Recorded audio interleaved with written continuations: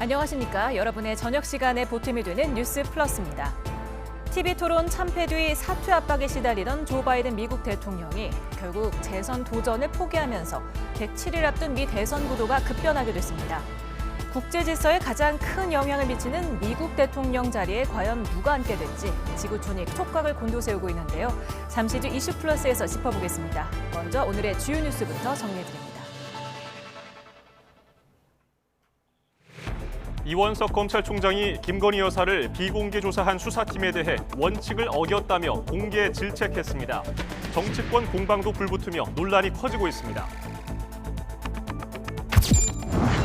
바이든 미국 대통령이 재선 도전 포기를 선언했습니다.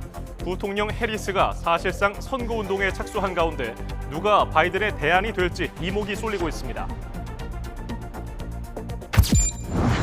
현직 교사가 사설 학원에 문제 수천 개를 팔아 2억 5천만 원을 챙긴 것으로 드러났습니다.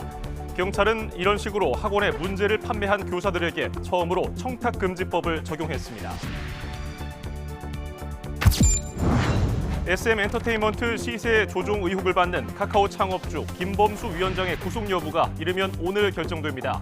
검찰이 200장에 달하는 발표 자료를 준비한 것으로 확인됐는데 김 위원장은 혐의를 부인하고 있습니다. 오는 9월부터 수련을 시작하는 하반기 전공의 모집이 시작됐습니다. 하지만 전공의 반응이 싸늘한 데다 의대 교수들이 교육 거부까지 선언하면서 지원 규모는 불투명합니다. 절기상 대서인 오늘 충청 이남과 강원 지역은 35도를 웃도는 찜통더위가 기승을 부렸습니다. 중부 지역에는 내일 오전까지 집중 호우가 예보됐습니다.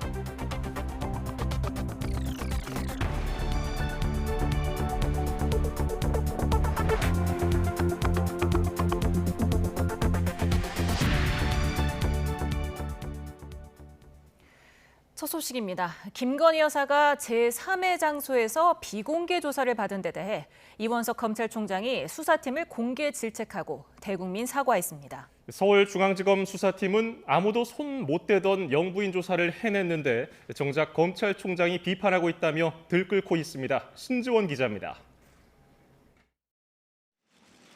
주말 사이 김건희 여사에 대한 제3의 장소 비공개 조사가 이뤄진 것에 대해 이원석 검찰총장이 고개를 숙였습니다. 법 앞에 예외도 특혜도 성역도 없다고 말씀드렸습니다. 그러나 대통령 부인 조사 과정에서 이러한 원칙이 지켜지지 않았고 국민들께 깊이 사과드립니다. 중앙지검이 김 여사를 검찰청사가 아닌 제3의 장소로 소환 조사해 절차적 정당성을 심각하게 훼손했다는 겁니다. 출근 직후 이 총장은 이창수 서울중앙지검장으로부터 직접 대면 보고를 받고 강하게 질책했습니다. 이 총장은 이후 진상 파악을 지시했는데 대검 관계자는 이에 대해 사실관계를 확인하는 차원으로 감찰 착수는 아니라고 설명했습니다. 여기에 대면 보고에서 이 지검장이 보고가 늦어진 점을 여러 차례 사과하며 정면 충돌은 피해가는 모양새입니다. 하지만 검찰총장의 이례적 공개 질책에 서울중앙지검 수사팀은 격양된 분위기입니다. 서울중앙지검 관계자는 YTN과의 통화에서 지난 2년간 아무도 손대지 못한 영부인 조사를 성사시켰더니 정작 검찰총장이 나서서 수사팀을 저격하는 셈이라고 비판했습니다. 또 형사사건 공개 금지 규정에 따르면 피의자가 원치 않을 경우 공개 소환을 할 수 없다며 수사팀은 어떻게든 김 여사를 대면 조사하는 것이 우선이었다고 강조했습니다. 검찰청사가 아닌 경호처 부속청사에서 조사한 것에 대해선 현직 영부인을 조사한 전례가 없는 만큼 경호와 보안이 중요했기 때문이라고 설명했습니다. 특히 김 여사 측은 조사가 끝나기 전 관련 사실이 알려질 경우 즉시 조사를 중단하겠다는 입장이었던 것으로 전해졌습니다. 이 총장은 진상 파악 뒤 상응하는 조치를 하겠다는 입장인데 진상 파악이나 사건 처분 결과에 따라 갈등이 다시 불거질 가능성은 있다는 분석입니다. YTN 신지원입니다. 일단 대면 조사가 이루어지면서 도이치모터스 주가 조작과 명품 가방 수수 등 김건희 여사 수사는 막바지에 접어든 모양새입니다. 다만 두 사건의 구체적인 성격이 다른 만큼 처분 방향이나 시점에서 차이가 있을 거라는 분석이 나옵니다. 이어서 김태원 기자입니다. 검찰이 김 여사에 대한 대면 조사까지 마치면서 주가 조작 사건과 명품 가방 수수 사건 수사는 사실상 마무리 단계에 접어들었습니다. 현재 상황으로선 명품 가방 수수 의혹 처분이 먼저 이뤄질 가능성이 큽니다. 앞서 대통령실 행정관들을 비롯한 관계자들 조사가 대부분 이뤄진 데다가 사건 구조도 복잡하지 않기 때문입니다. 명품 가방 실물을 대통령실로부터 받아 확인하는 절차 정도만 남아있는 만큼 머지않아 결론이 나올 것으로 보입니다. 김 여사가 받은 금품들과 대통령 직무 사이 관련성이 드러났다고 해도 검찰로선 김 여사에게 적용할 처벌 규정이 마땅히 없다고 보고 있는 만큼 불기소할 거라는 전망이 우세합니다. 도이치모터스 사건도 김 여사가 주가 조작이라는 것을 알고도 관여했다는 증거를 달리 찾지 못했다면 기소는 쉽지 않을 거란 관측이 많습니다. 다만 명품 가방 의혹 수사와는 셈법에 미묘한 차이가 있습니다. 권오수 전 도이치모터스 회장을 비롯해 먼저 기소된 관계자들에 대한 2심 재판이 관건입니다. 검찰은 공모 혐의로 기소돼 1심에서 무죄를 선고받은 전주 손모 씨에 대해 항소심에서는 방조 혐의를 추가했습니다. 만약 2심 법원이 손 씨에게 유죄를 선고한다면 전주라는 의심을 받아온 김 여사에게도 비슷한 혐의를 적용할 여지는 생기는 겁니다. 오는 9월 선고 공판이 열리는 가운데 검찰로선 재판 사항을 예의주시하면서 사건 처분 시점을 저울질할 것으로 보입니다. YTN 김태원입니다. 이원석 검찰총장이 김건희 여사를 제3의 장소에서 조사한 것은 원칙을 어긴 거라고 밝힌 데 대해 대통령실은 검찰 내부의 문제라고 평가했습니다. 또 대면 조사를 받은 것에 대해 특혜라고 주장하는 건 과도하다는 기존 입장을 강조했습니다. 취재기자 연결합니다. 강희경 기자. 네, 용산 대통령실입니다. 네, 대통령실의 반응 자세히 전해주시죠. 네, 대통령실 관계자는 오늘 기자들과 만나 이원석 검찰총장 발언에 대한 대통령실 입장을 묻는 질문에 대통령실에서 언급하는 건 적절하지 않다고 밝혔습니다. 수사 중인 사안에 대해 대통령실이 입장을 내는 건 부적절하다는 겁니다. 그러면서 이 문제는 검찰 내부의 문제인 것 같다고 선을 그었습니다. 명품 가방 수수 의혹과 관련해 명품 가방 제출 검토 상황을 묻는 질문에도 역시나 수사와 관련된 사안이라 답변이 어렵다고 말했습니다. 다만 김건희 여사의 비공개 조사가 특혜라는 지적이 나오는 데 대해서는 검찰 조사에 응했을 뿐이라며 특혜로 보는 건 과도하다는 기존 입장을 거듭 강조했습니다. 현직 대통령 부인이 검찰에 소환돼 대면 조사를 받은 건 전례가 없었던 일이라고도 덧붙였습니다. 앞서 대통령실은 김 여사 조사 사실이 밝혀진 어제도 공식 입장을 내지 않았는데요. 정치적으로 민감한 문제인데다 수사 중인 사안인 만큼 무대응 원칙을 고수하고 있는 것으로 보입니다. 지금까지 용산 대통령실에서 YTN 강희경입니다. 김건희 여사 검찰 소환 조사를 놓고 여야가 날선 공방을 벌이고 있습니다. 민주당은 정말 떳떳하다면 윤석열 대통령 탄핵 청원 청문회에 출석하라고 요구했고 국민의힘은 특혜 조사를 받아온 건 과거 야당 인사들이었다고 맞섰습니다. 취재기자 연결합니다. 이준엽 기자. 네, 국회입니다. 네, 김 여사 소환 조사에 여야가 엇갈린 반응을 내놓고 있죠. 네, 민주당 소속 법사위원들은 기자회견을 열어 온 국민이 이창수 서울중앙지검장의 김건희 소환쇼에 우롱당했다고 날을 세웠습니다. 이어 김 여사가 정말 떳떳하다면 검찰 조사와 달리 비공개가 허용되지 않는 청문회에 공개 출석하라고 압박했습니다. 면죄부를 주기 위한 수사라면 국민적 비난에 직면할 것입니다. 오죽하면 검찰이 소환 조사를 한 게 아니라 검찰이 소환 조사 당했다는 비아냥이 시중에 들리겠습니까?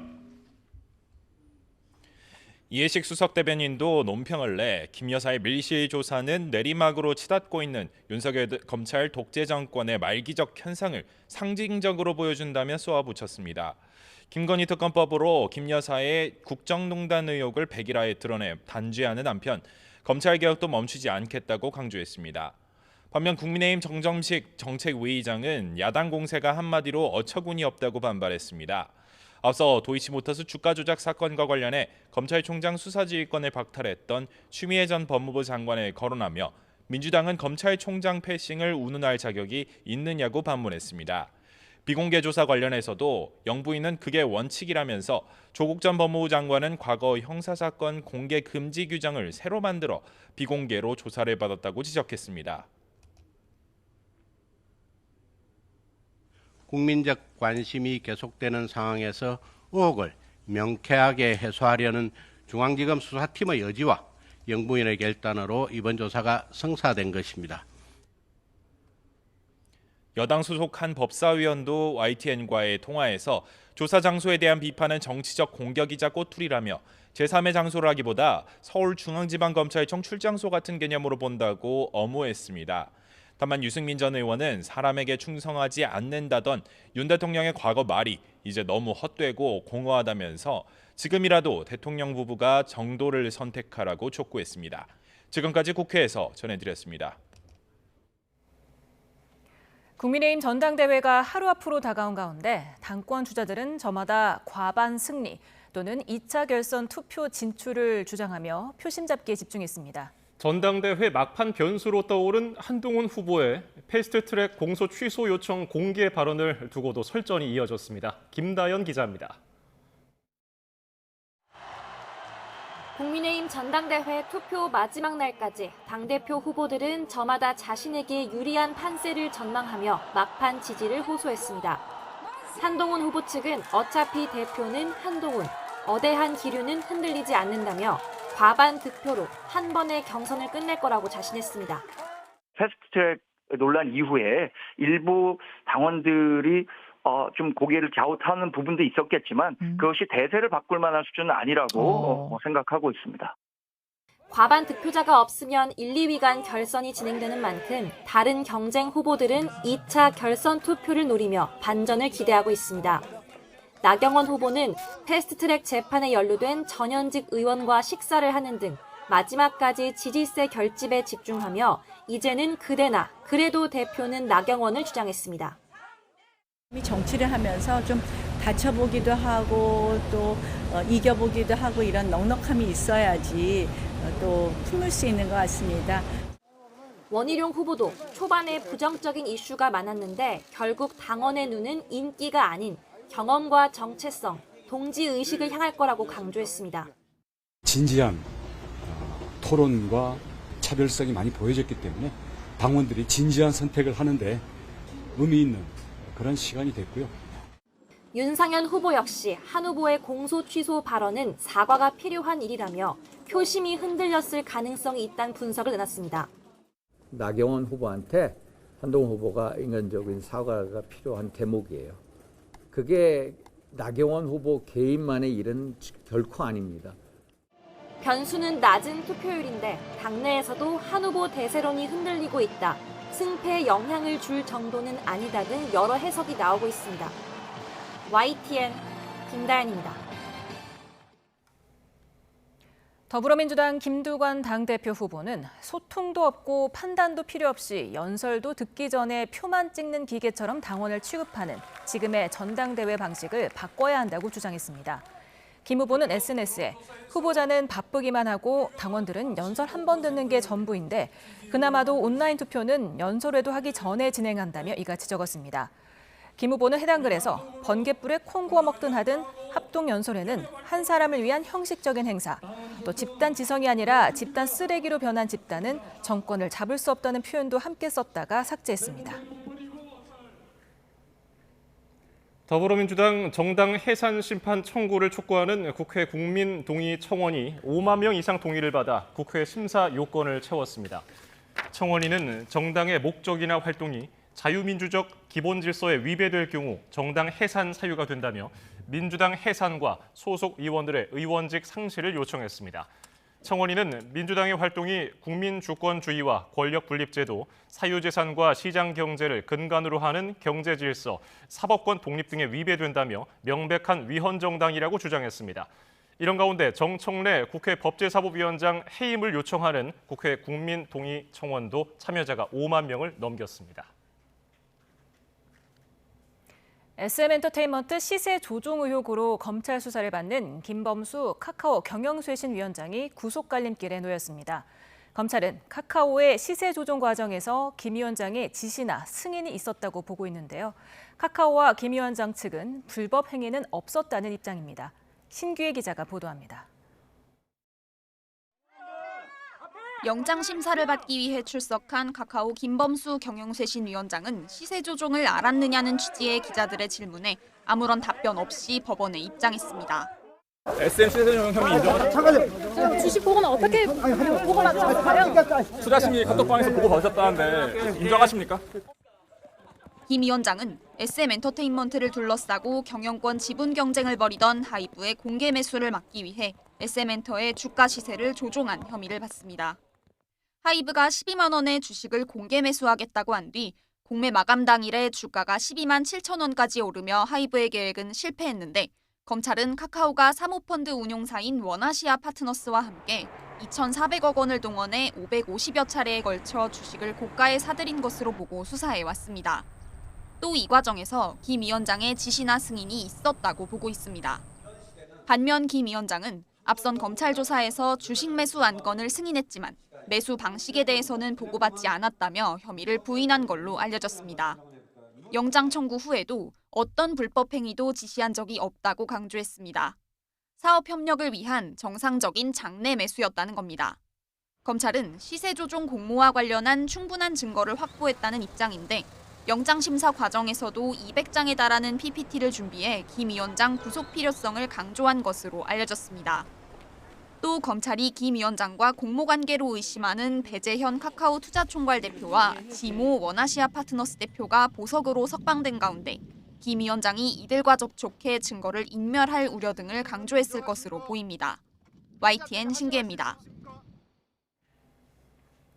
밤사이 경기 북부에 150mm 이상의 폭우가 쏟아지는 등 수도권을 비롯한 중서부 지방에 또다시 극한 호우가 예고됐습니다.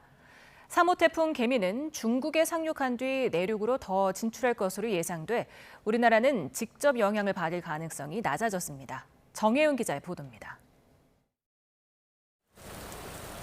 밤사이 또 중부지방에 호우가 예고됐습니다. 북태평양 고기압이 중부지방까지 확장한 가운데 북쪽의 찬공기 사이에서 또다시 북한과 수도권, 강원도에 걸쳐 비구름 통로가 만들어지고 있기 때문입니다. 특히 밤사이 북한 지방에 머물던 비구름 경계면이 경기 북부로 남하하면서 수도권에 정체할 가능성이 있습니다. 기상청은 경기 북부에 최고 150mm 이상의 폭우가 집중되겠고 서울 등 수도권에도 120mm 이상의 많은 비가 오겠다고 밝혔습니다. 시간당 강우량도 최고 70mm에 달해 또다시 극한호우로 인해 일부 지역에 긴급 호우 재난 문자가 발송될 가능성이 큽니다.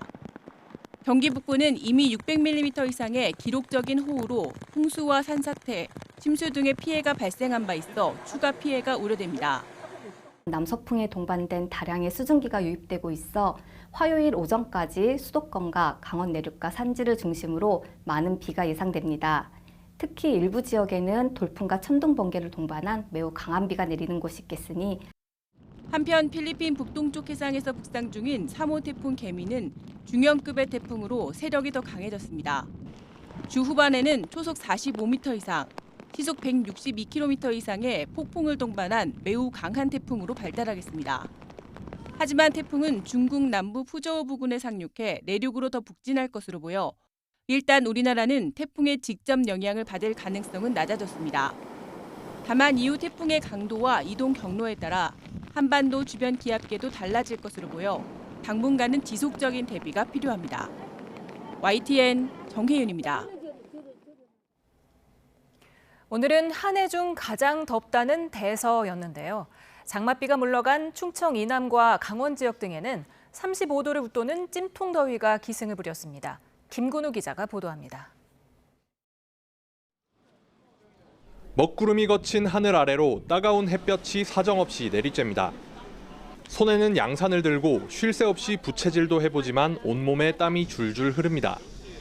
장맛비가 그치기를 기다렸다는 듯 폭염경보가 내린 경북 경주의 낮 최고 기온은 37도를 넘었습니다. 예보대로 날씨가 너무 더워서 지금 조금만 걸어도 땀이 너무 나네요. 그래서 오랜만에 이제 가족끼리 이렇게 같이 나와서 좋은 시간 보내서 너무 즐겁고 좋습니다. 도심 한편에 생긴 공공수영장은 금세 아이들 차지가 됐습니다. 미끄럼틀을 타고 시원한 물에 몸을 담그며 신나게 더위를 잊어봅니다. 집에서 에어컨을 틀고 있다가도 잠시만 꺼도 날씨가 너무 더워서 여기가 가시지 않아가지고 힘들었는데 아이들도 저도 피서를 잘 하고 가는 것 같은데요. 오늘 저녁에는 에어컨을 틀지 않아도 시원하게 잘 잘 수 있을 것 같습니다. 밤사이 기온이 30도 아래로 내려가지 않는 초열대야가 나타난 강원 동해안에서는 일찌감치 해수욕장에 발걸음이 몰렸습니다. 시원한 바닷물에 뛰어들어 더위를 잊어보고 제트보트를 타고 바람도 가르며 땀도 날립니다. 밖에 있으면 후덥지근한데 그 바닷물 들어가니까 과하게 시원해서 좋습니다. 놀기 좋은 것 같아요. 장마가 주춤한 사이 찾아온 무더위에 남부 곳곳의 기온이 34도 안팎까지 올랐습니다.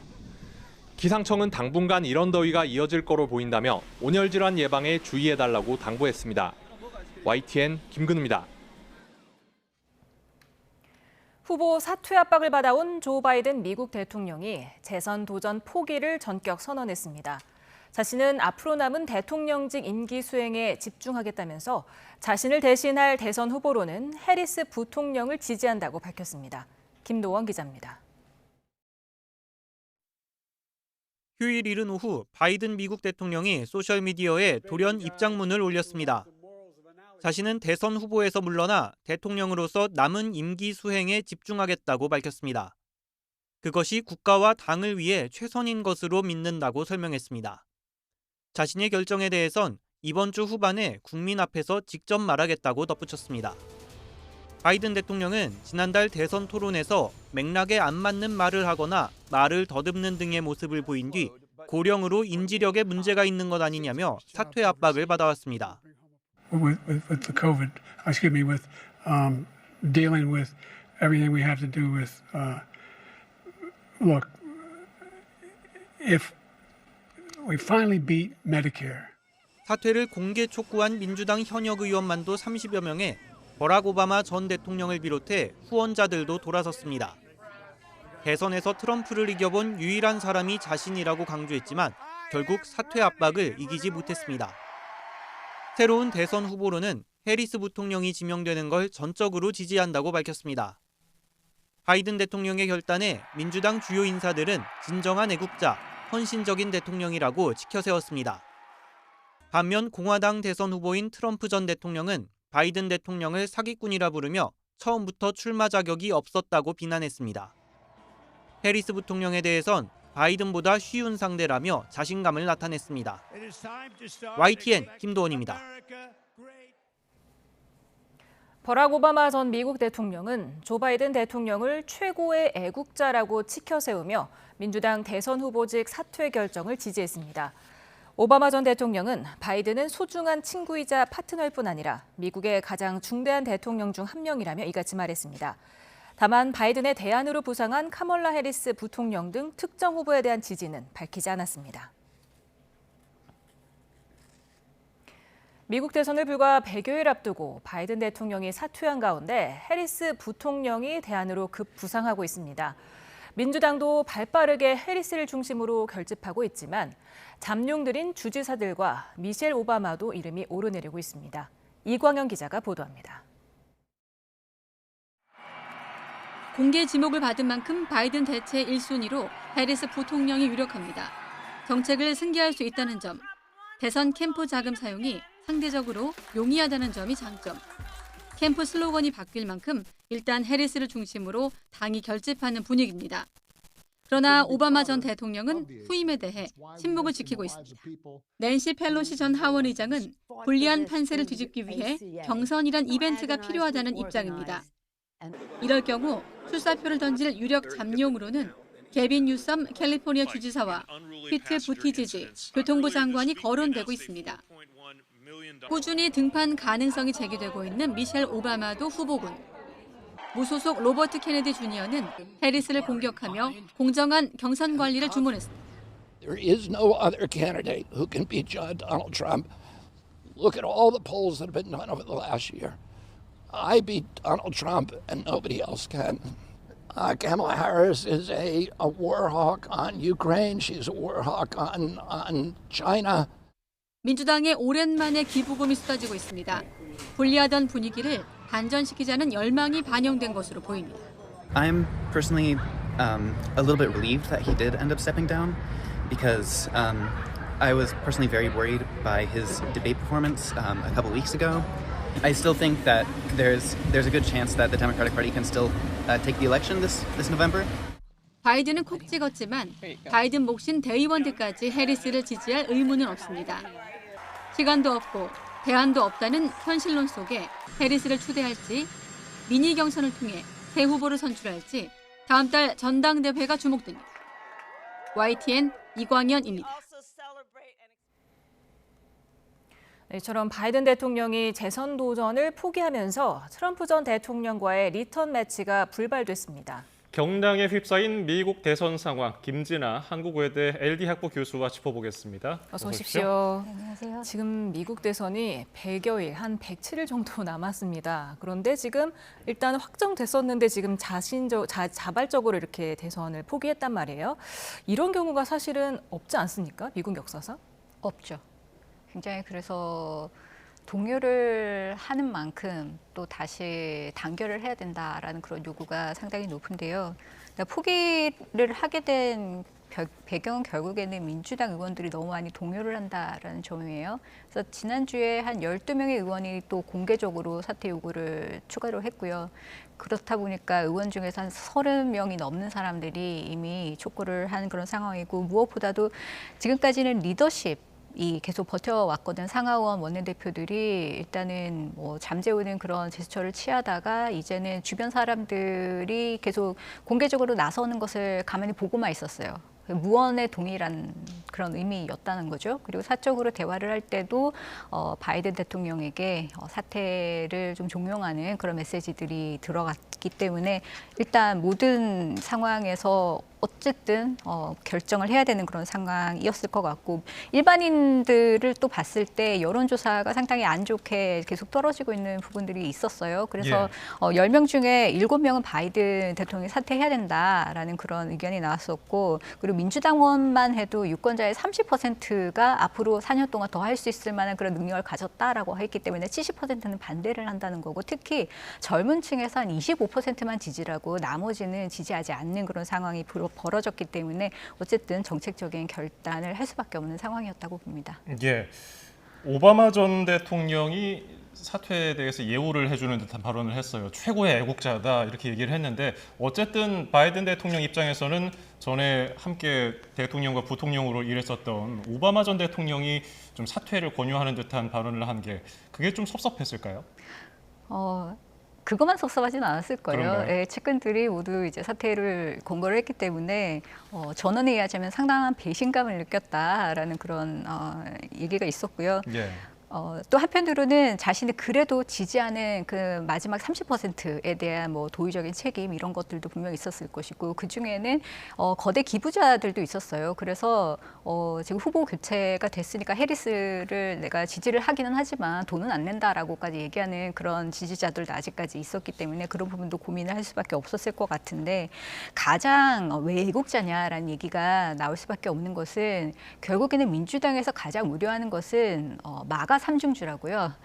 행정부도 백악관도 대통령, 공화당 대통령이 차지를 하고, 그리고 상하원도 공화당이 차지를 하게 될 경우에는 트럼프 대통령의 폭주를 견제할 수 있는 그런 기본적인 장치가 전혀 없다라는 부분이 굉장히 고려가 됐었고, 특히 상원 같은 경우에는 바이든 대통령의 이런 지지율이 낮은 곳에서는 항상 민주당이 졌어요. 예. 그렇기 때문에 상원을 한번 잃어버리게 되면, 지금 하원도 공화당에 넘어가 있는 상황에서 상원까지 넘어가 버리게 되면 앞으로 한 10년 정도 상원을 되찾을 수 없다라는 그런 분석 결과가 나왔거든요. 그렇기 때문에 마가의 이런 폭주를 어쨌든 막아야지 민주주의를 지킨다라는 그런 공포심, 민주주의에 대한 여러 가지 우려, 이런 것들이 가장 크게 작용했기 때문에 본인이 물론 본인에 관한 결정이긴 하지만 국가를 위한 결정이었다라고 얘기가 나오는 게 바로 그 점입니다.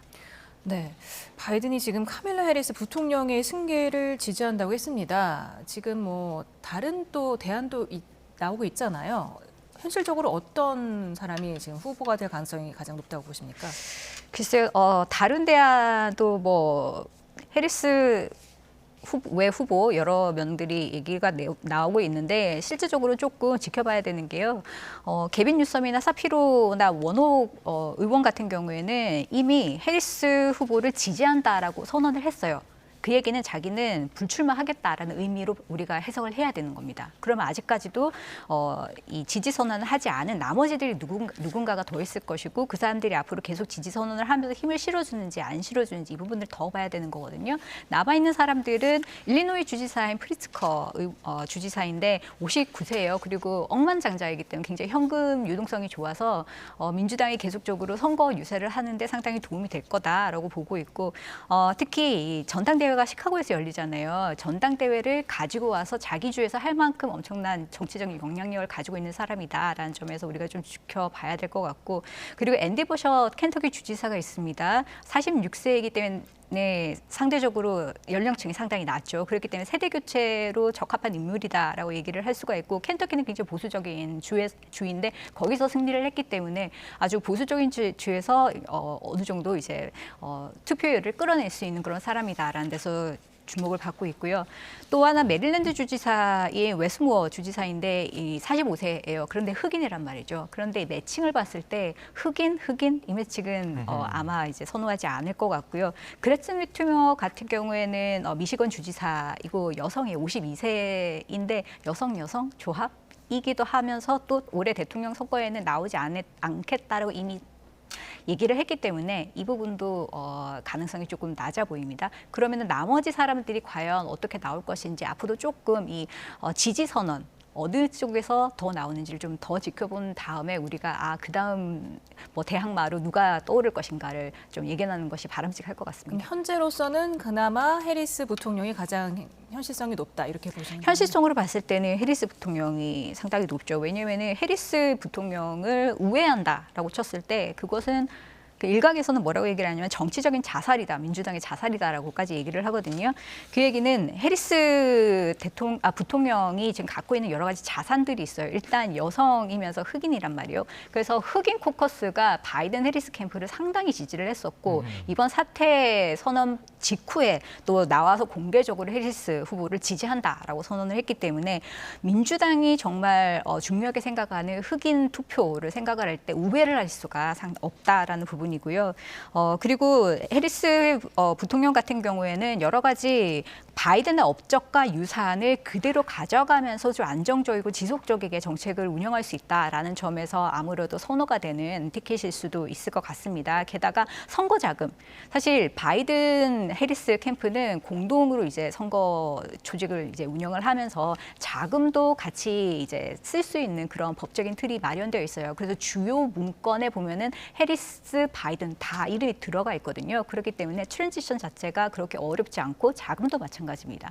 근데 만약에 새로운 후보한테 민주당이 모았던 모든 자금들을 새롭게 이체하려고 할 때는 이게 상당히 복잡해요. 왜냐하면 많은 사람들이 기부를 했는데 그 사람들이 동의를 해야지 이체가 되고 동의를 하지 않는다라고 한다면 최대 1억 달러까지 물어줘야 되는 그런 상황이 벌어지거든요. 그렇기 때문에 그런 부분에 있어서 상당히 어려움이 발생이 되고 그렇기 때문에 아무래도 뭐 달리기를 하는데 해리스 부통령이 저 앞에서 일단 뛰기 시작하는 그런 상황이라고 보여져요. 그래서 사퇴 선언 바로 이후에 해리스 캠프 측에서는 아예 선거위원회에 우리 이름 바꿨어라고 하면서 이제 등록을 했는데 그게 해리스 for President, 해리스를 대통령으로라고 이제 이름까지 바꾸면서 아주 조직적으로 발빠르게 움직이고 있는 걸 볼 수 있습니다.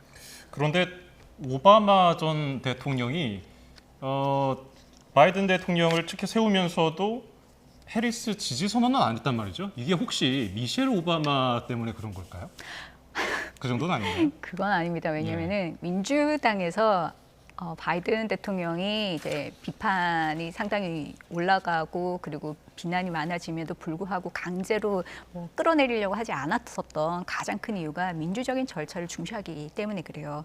그렇기 때문에 민주당의 규정에 따르자면은 이 다시금 공개 경쟁을 하고 다시 새로운 이제 후보를 뽑아야 되는 것이고 실제로 누군가가 바이든 대통령을 이제 지명을 했다라고 해서 그게 자동적으로 후보가 되는 건 아니거든요. 그렇기 때문에 이러한 절차적인 투명성 그리고 절차적으로 정해진 룰을 따른다라는 그런 측면에서 봤을 때 글쎄요, 그 바이든을 지지하는 일반 사람들은 지지 선언을 할 수는 있지만 고위급에 있는 사람들은 아직까지도 바이든 대통령이 지명한 해리스 후보를 지지하지 않는 것은 그것이 어느 한쪽에 무리하게 힘을 실어준다라는 그런 시그널링을 할 수가 있고 그것은 불공정하다라는 비판을 얻어낼 수가 있기 때문에 그런 부분을 조심하고 있는 겁니다. 그 해리스 부통령이 지금까지 뚜렷한 무슨 정치적 리더십을 보여주지는 못했다 이런 평가를 받고 있던데 어떻습니까? 트럼프와 맞대결에서 경쟁력이 바이든보다 그렇게 월등히 높지는 않지 않습니까? 글쎄 지지율만 봤을 때는 로이터 입소스 최근 결과를 보면은 가상 맞대결에서 트럼프 후보와 44%로 동률을 기록을 했어요. 근데 이 결과들은 조금씩 다 다릅니다. 어떻게 조사를 하고 누구를 대상으로 했는지에 따라서 여론조사 결과가 조금씩 다르기 때문에 조금의 차이점이 좀 있는 것이고요. 그래서 다른 여론조사들은 조금 밀려서 더힐 같은 경우에는 한 지금까지 평균 2%로 이제 트럼프가 우세했었고 CBS 같은 경우에도 트럼프가 한 3% 우세한 그런 상황이고요. 예. 그리고 인지도는 상당히 높다고 할 수 있죠. 왜냐하면 부통령이니까. 하지만 호감도는 상당히 낮습니다. 그래서 우호적인 그 비율이 한 37.7% 나오는데 반감이 상당히 높아요. 55.5%로 상당히 높다라는 그런 점. 이것을 어떻게 극복해야 될 것인가. 이게 상당히 과제가 될 수 있죠. 하지만 무소속만 따로 떼서 봤을 때는 트럼프 후보에 비해서 상당히 경쟁력이 있습니다. 왜냐하면 지난 7월 초에 있었던 CNN 자료들을 보면은 유권자, 그러니까 무소속 유권자들을 비교를 했을 때 트럼프의 한 3% 우세한 걸로 나오고요. 예. 그리고 각 당에 좀 중도층 유권자들을 대상으로 따져봤을 때는 10% 이상 또 차이가 우세하게 나오는 것으로 봐요. 그렇다면은 사실은 트럼프 측에서는 전략을 바꿔야죠. 왜냐하면 전당대회를 중심으로 해가지고 약간 전략이 네거티브에서 파지티브로 바뀌면서 조금 좋은 이미지, 긍정적인 이미지를 계속 내비쳤었던 이유가 중도층, 회색지대에 있는 이 중도층을 조금 더 끌어오겠다라는 그런 전략이었는데 실제적으로 이제 가상 대결에서 나왔듯이 중도층에 굉장히 경쟁력이 있는 해리스 부통령이 다시 등장을 했기 때문에 이 전략을 다시 한 번 더 재검토해야 되는 과제가 이제는 공화당 쪽에 넘어갔다라고 볼 수가 있을 것 같습니다. 지금 앞서도 좀 흥미로운 그래픽이 하나 지나갔었는데 미셸 오바마, 그러니까 오바마 전 대통령의 부인이 트럼프 전 대통령을 앞설 수 있다는 그런 여론조사도 있었단 말이죠. 그래서 계속 언급되고 있어요, 미셸 오바마. 미셸 오바마도 결국 그 대선 후보로 언급될 그리고 실제로 본선 무대에서 경쟁할 그럴 가능성은 어느 정도로 보세요? 글쎄요, 미셸 오바마의 그 얘기는 아마 해리스 부통령과 비교를 하면서 계속 그때 나왔었던 것이고 그리고 앞으로 계속 나올 가능성이 별로 없을 것 같아요. 왜냐하면은 이게 상당히 복잡한 게 민주당 전국위원회에서 관련한 규정을 다시 재검토를 합니다. 이번 주에 수요일 2시에 그것도 공개적으로 이제 회의하는 모습을 보여주면서 앞으로 어떻게 절차를 진행할지 이런 부분들을 정말 이제 보여주게 되는데 그 중에서 우리가 주목을 해봐야 될 게 일단 모든 사람들이 공개 경쟁을 한다라고 치면은 대의원들 적어도 300명의 대의원들의 지지를 받아야지 이 경선에 참여를 할 수가 있어요. 그렇다면 그 사람들의 이제 그 사람들로부터 청원서를 받으려면은 이 작업이 일단 오바마 측에서도 작업이 들어가야 되는데 이미 오바마 측에서는 우리 선거 관여하지 않는다라고 얘기를 했거든요. 그 절차적인 것들을 이제 따라가느냐 누가 따라가느냐 안 따라가느냐가 굉장히 중요한 거고 그리고 이것을 300명이 한 주에서만 가지고 있는 게 아니라 적어도 한 주에서 50명이 맥시멈이에요. 그럼 여러 주를 다니면서 이 지지자들을 끌어모아야 되는데 이런 조직력을 가진 사람이 누굴까 그리고 이렇게 적극적으로 나올 사람이 누굴까 아마 앞으로 그 부분을 조금 더 지켜보는 게 더 나을 것 같습니다. 네, 지금 뭐 100일 정도 남았는데 어떻게 이렇게 또 경선이라도 뭐 치러야 된다, 아니다 뭐 이런 얘기들이 오가는데 어떤 절차를 통해서 이렇게 후보가 확정됩니까? 민주당에서는? 실제적으로 민주당 같은 경우에는 아까도 말씀드렸듯이 후보 모집이 우선이에요. 후보 모집을 우선적으로 해가지고 그러면 두 가지 시나리오가 나오거든요. 일단 첫 번째 시나리오는 한 후보를 중심으로 해서 롤콜, 즉 가상 투표를 먼저 전당대회 이전에 하는 겁니다. 이 얘기는 이 전략은 뭐냐면 내부적인 여러 가지 동료들이 지금 있을 텐데 이걸 조금 잠재우기 위해서 한 후보를 내세워서 결집을 한다라는 그런 전략이에요. 하지만 여기 반발이 예상이 되죠. 왜 한 후보 나가야 됐냐. 공개 경쟁하자라고 지금 얘기하는 의원들이 상당히 많기 때문에 이런 부분에 대해서 신경을 쓰지 않을 수가 없을 거고 그러면은 오픈 경쟁을 한다라고 치면은 결국에는 후보 모집을 해서 소수의 이제 후보들이 이제 드러나게 되면은 전당대회 현장에서 각 대의원한테 어필하는 스피치를 하고 설득을 해서 거기서 투표를 통해서 과반수 이상을 얻게 되면 그때부터는 정식적으로 후보가 되는 그런 절차를 밟게 됩니다. 물리적으로 가능합니까? 물리적으로 일단 민주당 측에서는 아주 질서 있고 그리고 투명하게 이런 것들을 다 진행을 하겠다라고 했기 때문에 민주당에서 여러 가지 고민들을 미리 한번 했어요. 우리 네거티브 하지 말자. 그리고 파지티브 선거 전략만 하자. 그리고 소수의 이제 경쟁자들이 나오게 되면은 아주 질서 있게 이것을 이제 진행을 해가지고 한 명을 뽑자라는 얘기가 계속적으로 나왔었기 때문에 민주당 쪽의 전략으로서 이게 분열이 되기 시작을 하면요. 결국에는 누구를 도와주는 격이냐면 트럼프 캠프 측을 도와주는 격이거든요. 그러면은 사퇴의 의미가 전혀 없어져요. 그렇기 때문에 아무래도 좀 결집하려는 데 우선순위를 둘 것 같습니다. 네. 뭐 바이든이 이제 중도하차면서 이제 트럼프가 역대 최고령 대선 후보가 됐는데요. 이 고령 문제가 자신에게 부메랑으로 되돌아오진 않을까요? 글쎄 그것을 조금 고려를 해서 J.D. 벤스 부통령을 앞에 내세웠잖아요. 그래서 이 트럼프 측에서는 좀 과거로 돌아가는 것이 아니냐라는 그런 비판을 조금 면하기 위해서 J.D. 벤스라는 옵션을 조금 무리하게끔 추진을 했는데 이제 새로운 해리스라는 카드가 다시 나왔고 또 해리스의 러닝메이트가 누가 되느냐에 따라서 또 그쪽이 연령이 훨씬 더 낮아지기 때문에 이 전략이 계속적으로 바뀔 수밖에 없는 그런 상황이다라고 볼 수가 있을 것 같고요. 아무래도 그럼에도 불구하고 앞으로 조금 더 지켜봐야 되는 측면이 있습니다. 해리스 후보 같은 경우에는 글쎄요, 여성이면서 아까도 말씀드렸듯이 흑인 코커스를 계속 잘 관리할 수 있다라는 그런 점. 그리고 2016년에 사실은 클린턴 후보가 나왔을 때 상당히 투표율이 낮았어요. 그래서 실패를 했었고요. 그렇기 때문에 여성 투표자들, 당시에 투표장에 나오지 않았었던 여성 투표자들이 이제는 다시 나와서 과거의 실패를 두 번 반복하지 않겠다라고 해서 투표율을 좀 결집시키는 그런 긍정적인 측면을 분명히 기대를 할 수가 있습니다. 하지만 해리스 부통령의 약간 브랜딩이랄까요? 그게 좀 급진적인 민주당이다라는 그런 너무 진보적이다라는 거죠. 그렇기 때문에 온건한 진보의 표를 과연 얼마나 가지고 올 수 있을까? 이런 부분들이 좀 우려가 되는 측면이 분명히 있고요. 그리고 해리스 후보의 또 걸림돌이라고 할 수 있는 게 바이든 정부와 일단 공동 책임을 져야 된다는 부분이 있잖아요. 그렇기 때문에 아마 트럼프 측에서는 계속적으로 뭐 바뀐 정책이 없을 것이다라고 이 부분을 계속 비판을 할 것이고요.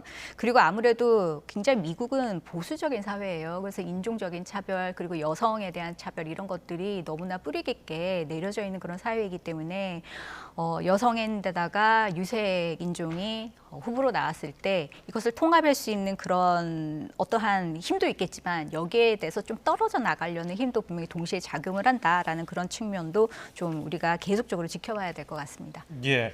그러면 이제 우리 정부 입장에서는 어떤 입장을 견제해야 하느냐.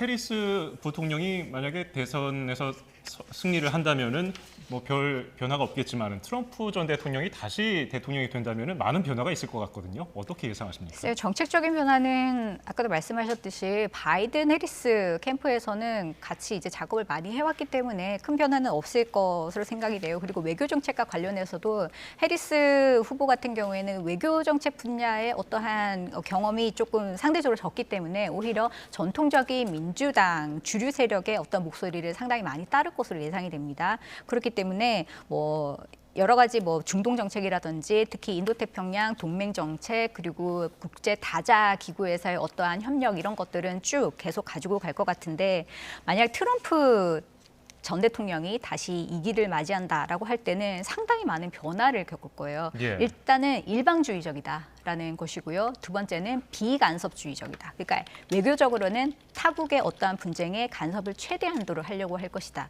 그것의 연장선에서 동맹과 같은 경우에는 동맹의 어떠한 이제 커미트먼트, 약속 이런 것들을 좀 줄여나가면서 동맹이 스스로 자기의 방어를 책임질 수 있도록 계속 무임승차를 하지 말라라는 그런 요구를 계속하게 될 것이고요.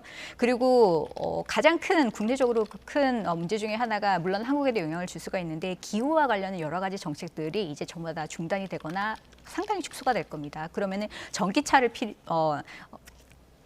포함을 해가지고 여러 가지 뉴딜 정책과 관련한 그런 부분들이 상당히 변화를 가질 수가 있을 것 같고요. 그리고 무역과 관련해서도 바이든 대통령 같은 경우에는 상당히 신중한 관세 정책을 지금까지 써왔단 말이죠. 그리고 모든 무역 협정에서 여러 가지 이제 협의를 통해서 계속 이런 문제들을 관리를 해왔는데 트럼프 전 대통령이 다시 2기를 시작을 한다고 한다면 뭐 상호 관세.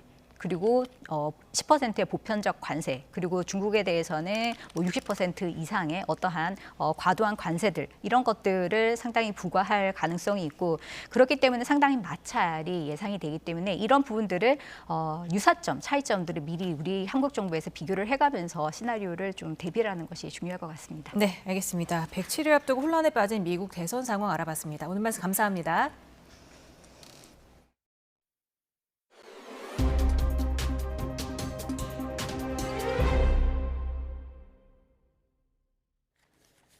네, 방금 들어온 소식입니다.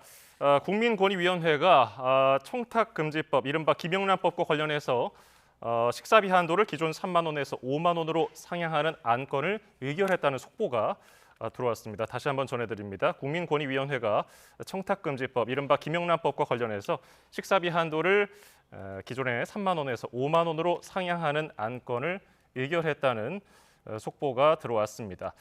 그동안 물가 상승률을 좀 반영해야 한다는 목소리가 있었는데요. 이와 관련해 식사비 한도, 김영란법이 식사비 한도를 3만 원에서 5만 원으로 올렸고요. 농축수산물 선물 한도 금액 인상은 향후에 논의키로 했다는 내용도 함께 들어왔습니다. 자, 권익위원회발 속보 전해드렸고요. 또 하나의 속보가 있네요. 국민권익위원회가 이재명 전 민주당 대표 헬기 이송 특혜 논란에 대해서 종결 결정을 했다는 소식이 들어왔습니다. 국민권익위원회가 지난 1월에 민주당 이재명 전 대표의 흉기 피습 당시에 응급 헬기 이용 과정에서 특혜가 있었는지 조사를 해달라는 국민 신고와 관련해서 종결을 하기로 결론을 내렸다는 속보가 들어왔습니다. 국회의원은 공직자 행동강령 위반에 적용되지 않는다는 해석을 내린 것으로 정해졌고요. 청탁금지법 위반 사실에 대한 자료도 부족해서 종결을 했다는 내용이 들어왔습니다. 권익위발 속보 2가지 전해드렸고요. 보다 자세한 내용은 잠시 뒤에 정리를 해서 이어지는 뉴스에서 전해드리겠습니다. 네, 다음 소식입니다. 현직 고등학교 교사가 4년 동안 자신이 만든 문제 수천 개를 학원에 팔아서 2억여 원을 챙긴 것으로 드러났습니다. 경찰은 돈을 받고 학원에 문제를 넘긴 현직 교사들에게 처음으로 청탁금지법을 적용해서 검찰에 송치했습니다. 양동훈 기자입니다. 현직 고등학교 교사인 A씨는 지난 2022년 5월, 6월 수능 모의평가 검토위원으로 참여했습니다. 이 과정에서 확인한 문제들을 활용해 유사한 문항 11개를 만들고 모의고사가 치러지기 전 학원 2곳에 판 것으로 드러났습니다. A씨는 지난 2019년부터 4년여 동안 자신이 만든 문제 수천 개를 학원에 팔아 2억 5천여만 원을 챙긴 것으로 조사됐습니다. A씨는 EBS 교재 출제위원으로도 활동한 것으로 전해졌습니다. 경찰은 A씨를 포함해 현직 교사 14명이 문제를 만들어 학원에 판 것으로 확인했습니다. 수사 결과 이들은 한 문항당 10에서 30만 원씩 받거나 특정 학원에 독점적으로 문제를 제공하기로 하고 최대 3천만 원의 전속 계약을 맺기도 한 걸로 나타났습니다. 경찰은 교사들의 문항 판매 행위에 대해 처음으로 청탁금지법을 적용했습니다.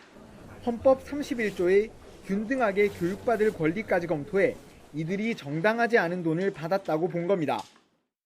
한 문제를 틀리거나 또는 다른 문제와 관련되어 있는 걸 맞추거나 에 따라서 본인이 가고 싶은 학교에 붙고 떨어지기가 판가름이 나기 때문에 유출이라고 하는 U자만 나오더라도 피해자가 분명히 발생을 하게 됩니다.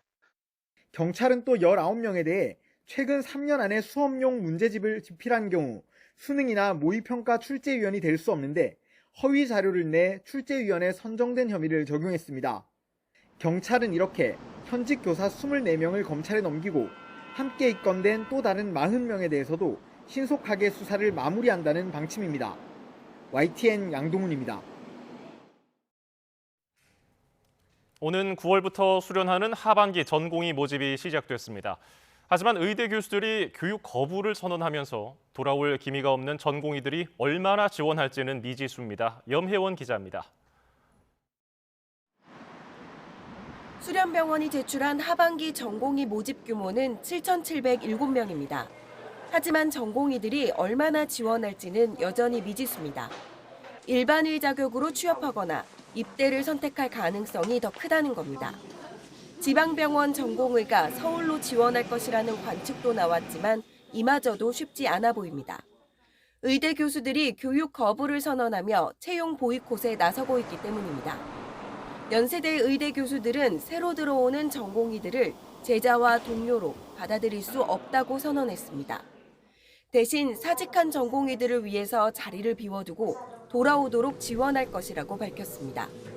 앞서 가톨릭의대 영상의학실 교수들 역시 하반기에 들어오는 전공의에 대한 교육과 지도를 거부할 것이라고 밝혔습니다.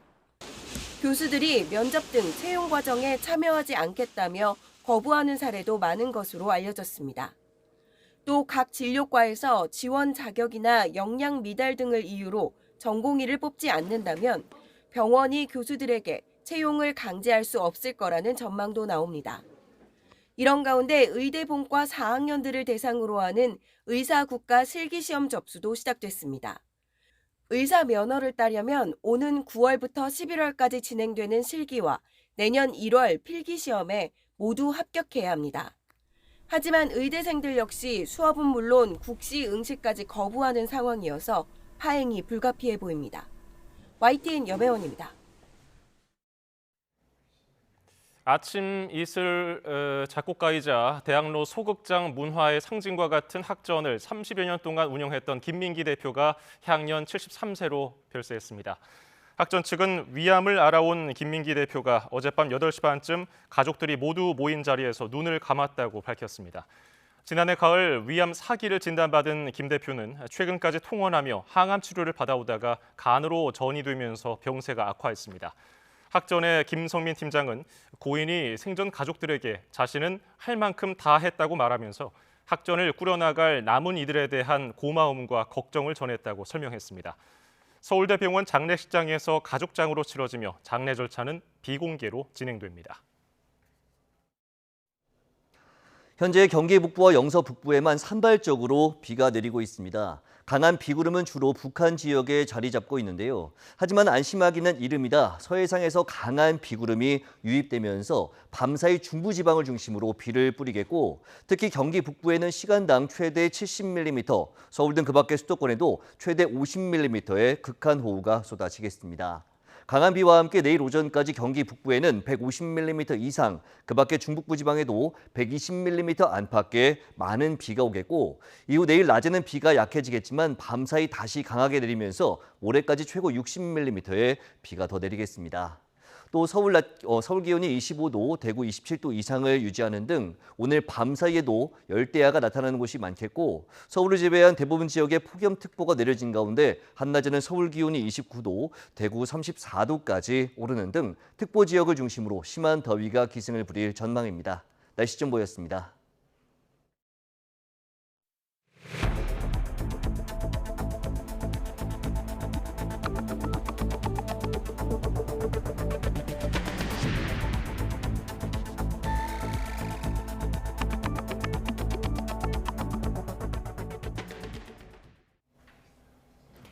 이원석 검찰총장이 오늘 이창수 서울중앙지검장으로부터 김건희 여사에 대한 소환조사 경위를 보고받았습니다. 이 지검장은 오늘 오전 이 총장을 찾아 대검찰청에 사전 보고 없이 도이치모터스 주가 조작 의혹과 명품 가방 수수 의혹 관련 김 여사를 조사한 경위를 설명했습니다. 이 총장은 이 같은 내용을 보고받은 뒤 대검 감찰부에 진상 파악 지시를 내렸습니다. 이 총장은 김 여사를 검찰청사가 아닌 대통령 경호처가 관리하는 부속 청사에서 조사한 점에 대해 강하게 질책한 것으로 알려졌습니다.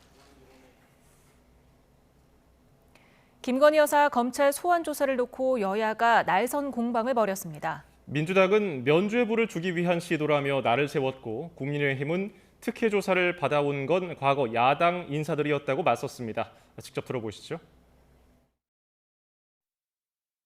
면죄부를 주기 위한 수사라면 국민적 비난에 직면할 것입니다. 오죽하면 검찰이 소환 조사를 한 게 아니라 검찰이 소환 조사 당했다는 비아냥이 시중에 들리겠습니까? 민주당이 검찰총장 패싱 운운할 자격이 있는지 의문입니다. 도이치모터스 사건과 관련하여 검찰총장이 보고를 못 받게 하고 검찰총장의 수사 지휘권을 박탈한 게 도대체 어느 정권의 누구였습니까? 바로 민주당 문재인 정권의 추미애 법무부 장관이었습니다. 조국 혁신당 대표의 경우 자신과 가족들에 대한 수사가 진행되자 형사사건 공개 금지 등에 관한 규정을 새로 만들어 셀프 방탄복을 착용했고 이도 모자랐던지 조사를 비공개로 받기도 했습니다. 임성근 전 해병대 1사단장의 구명 로비 의혹과 관련해서 고위공직자범죄수사처가 해병 카톡 대화방을 개설한 인물을 불러 조사했습니다. 공수처는 오늘 경호처에서 일했던 해병대 출신 송모 씨를 참고인 신분으로 불러 조사했습니다. 송 씨는 임 전 사단장을 알고 있지만 구명 로비는 없었다고 진술한 것으로 전해졌습니다. 재선 도전 포기를 전격 선언한 조 바이든 미국 대통령의 대선 후보직은 카멀라 해리스 부통령이 이어받을 가능성이 현재로선 가장 커 보입니다. 민주당 대선 후보로 확정될 경우 해리스 부통령은 미국 역사상 최초의 여성 대통령이자 최초의 아시아계 대통령이라는 기록에 도전하게 됩니다. 해리스 부통령은 누구인지 홍주희 기자가 정리합니다.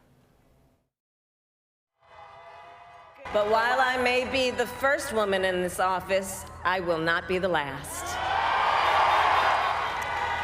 Because every little girl watching tonight sees that this is a country of possibilities.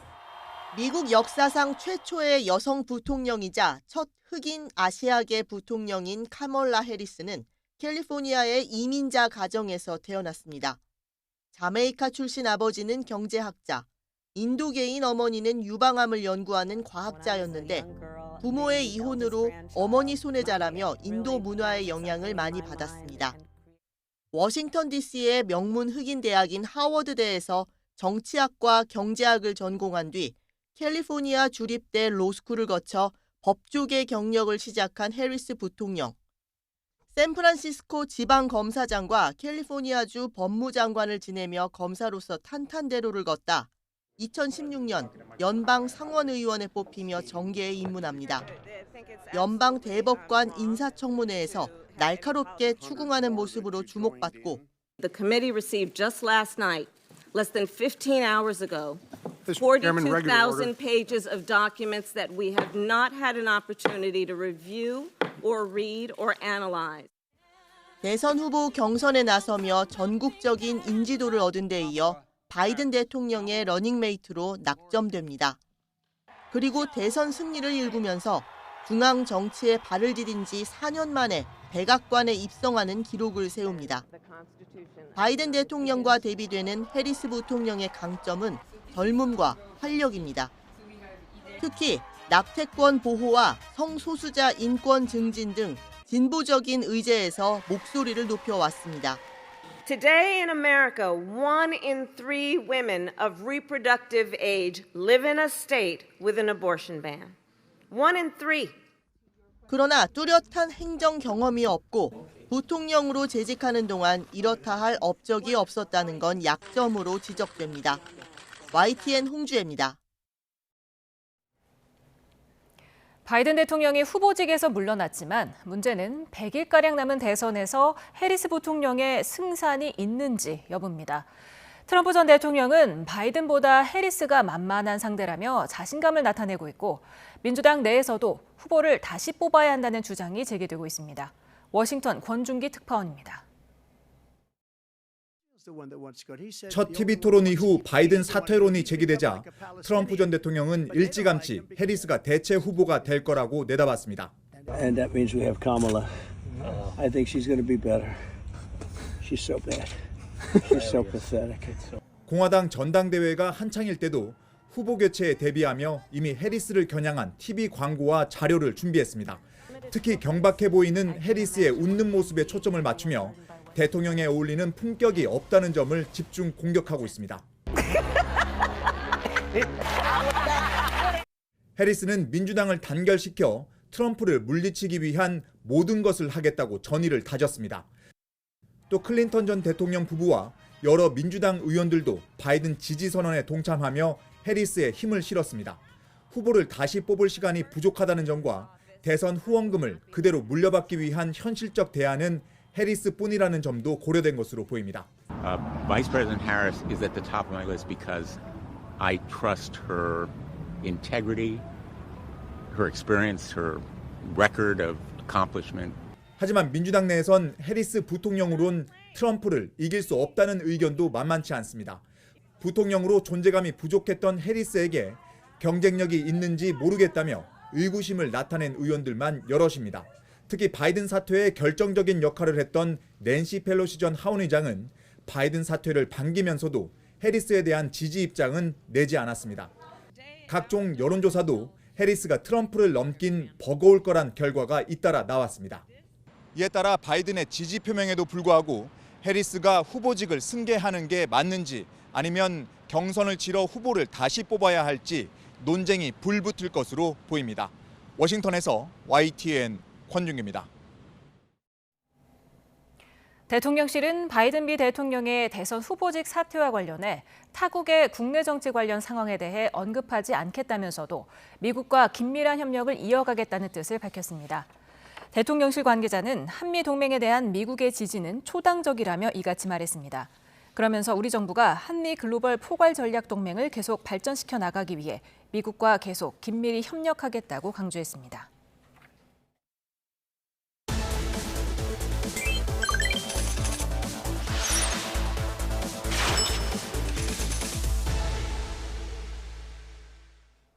뉴스플러스 오늘의 경제픽입니다. 지난주부터 중부 지역을 중심으로 내린 큰 비에 농작물 1,300여 헥타르가 침수 피해를 입은 것으로 잠정 집계됐습니다. 지난 7일부터 10일 1차 호우 피해 면적까지 합치면은 농작물 12,000여 헥타르가 피해를 봤는데요. 이거는 여의도 면적의 약 42배나 되는 넓이입니다. 작물별 피해 면적은 벼가 전체의 73%로 가장 넓었고요. 콩, 고추, 참외, 수박 순으로 피해가 발생했습니다. 특히 수박 대표 산지인 충남 논산 부여의 경우 지난주부터 내린 많은 비로 전체 하우스 재배 산지의 60에서 70% 이상이 침수 피해를 봤습니다. 지난해 잦은 폭우로 작황이 악화하면서 수박 한 통에 4만 원에서 5만 원까지 뛰어올랐던 이른바 수박 대란이 재현될 우려가 커지고 있습니다. 공급이 줄어드는 데다가 빗물의 당도까지 떨어지면서 직격탄을 맞고 있는 건데요. 과일뿐 아니라 채소류 가격도 들썩이고 있습니다. 오동건 기자가 취재했습니다.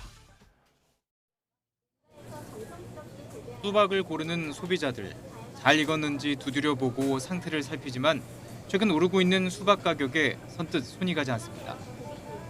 다른 것도 다 비싸니까 사과나 뭐 이런 게 다 올랐잖아요. 그러니까는 같이 부담이 되죠. 전체적으로. 집중호우가 내리기 시작한 시점부터 수박 가격이 오르면서 2만 원 초반이었던 수박 한 통은 불과 2주 만에 1,400원이 넘게 올랐습니다. 이번 폭우에 전국 수박 하우스 물량의 70% 정도를 차지하는 충남 논산 부여 쪽의 피해가 컸기 때문입니다. 가격도 가격이지만 빗물이 수박의 당도를 떨어뜨리면서 최근 마트의 당도 검사 통과율이 40에서 70%까지 떨어졌습니다. 당도가 좀 덜 해가지고 그래서 2만 원 정도 되면 더 부담스러워지는 것 같아요. 수박의 당도가 떨어지면 결국 품질 좋은 제품 위주로 가격이 오를 수밖에 없습니다. 농식품부는 지난해보다 피해 면적이 적고 다른 지역 수박 출하가 시작되어 큰 문제가 없을 것으로 전망하고 있습니다.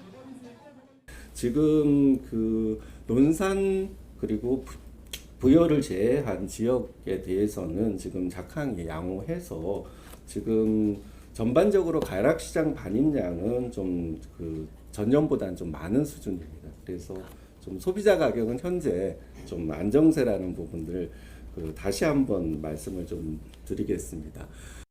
채소류 가격도 들썩이고 있습니다.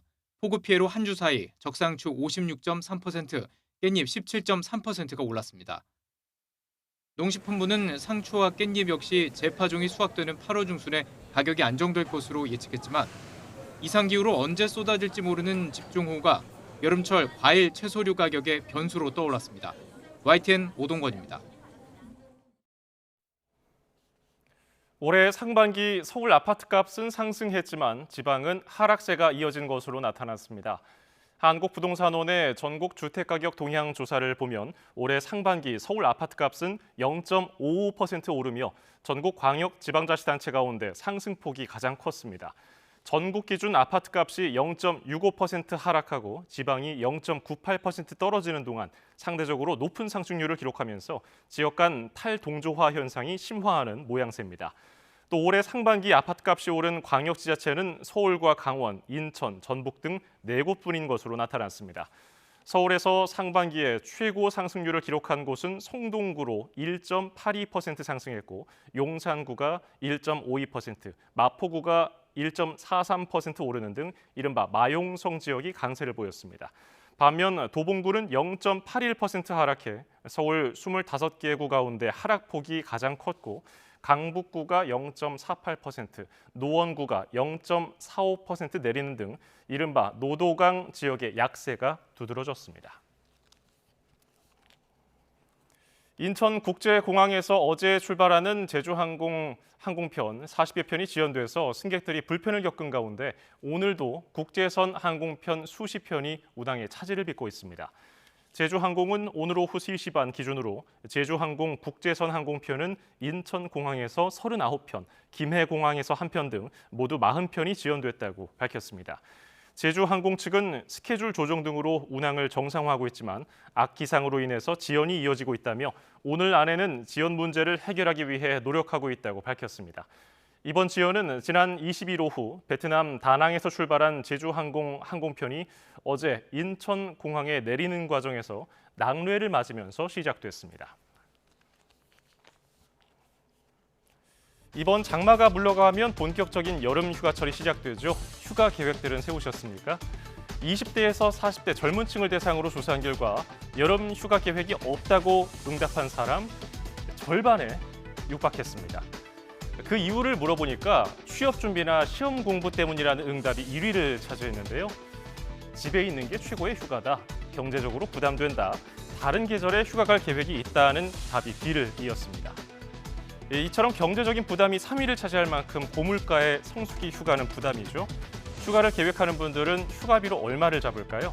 데이터 컨설팅 기업인 PMI 설문조사 결과 1인당 20에서 40만 원을 쓸 계획인 이들이 가장 많은 것으로 나타났습니다. 지난해 40만 원에서 60만 원이라는 응답이 25%로 1위를 차지했던 것과는 조금 다른 결과입니다. 여름 휴가 기간으로는 2박 3일이 가장 많은 선택을 받았습니다. 3박 4일과 1박 2일도 각각 응답자 20% 이상씩 선택하면서 2일에서 4일, 이 기간으로 휴가를 즐긴다는 사람이 약 80%를 차지했습니다. 여름 휴가 시기로는 7월 말, 8월 초가 가장 많았습니다. 이에 따라서 국토교통부는 오는 25일부터 다음 달 11일까지를 특별교통대책 기간으로 정했습니다. 최두희 기자입니다. 인천국제공항, 본격적인 여름 휴가철이 시작되는 7월 말을 맞아 이용객들로 북적입니다. 실제로 한국교통연구원이 여름철 휴가 실태를 조사했더니 응답자의 절반 가까이가 휴가를 계획하고 있다고 답했습니다. 휴가 출발 예정 일자를 물어봤더니 7월 27일부터 8월 2일까지 이른바 7말 8초를 꼽은 응답자가 19.2%로 가장 많았습니다.